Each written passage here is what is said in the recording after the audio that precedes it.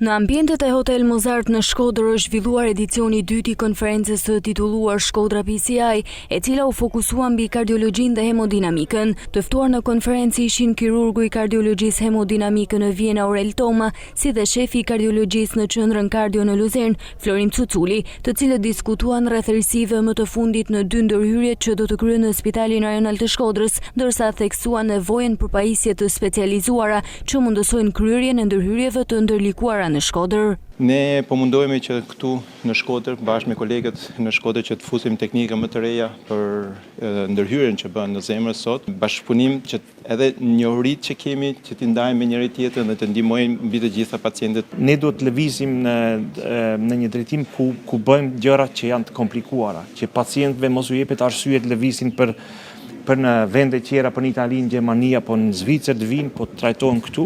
Ajo që mungon më shumë është materiali, sepse materiali është i shtrenjtë dhe ai është material pak më specifik që për material për rastet normale, kështu që është me rëndësi që të furnizohet me material të mirë.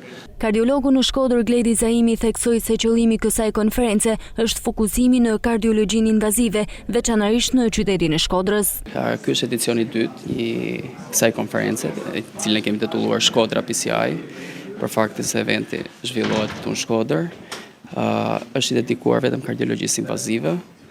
Kemi ftuar 2 emra të mëdhenj, kardiologjisë invazive të janë shqiptar, por që kanë bërë shumë karrierë në Europë. Të dy do jenë operator në 2 raste live që do kryejmë në Spitalin Rajonal të Shkodrës, me disa risi, sidomos me imazherinë intravaskulare që është hera e parë që përdoret në spitalet publike shqiptare.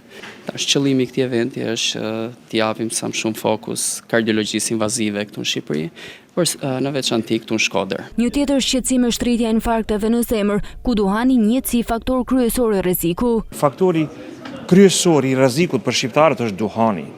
Edhe këtu, edhe në Kosovë, edhe në Maqedoni, pihet aq shumë duhan, po ka rritje të incidentës së infarkteve, po kjo ka të bëjë me stilin e jetës të pashëndetshëm. Konferenca nënvizoi rëndësinë e zhvillimit të kardiologjisë invazive në Shkodër dhe nevojën për pajisje moderne për trajtimin e pacientëve në vend.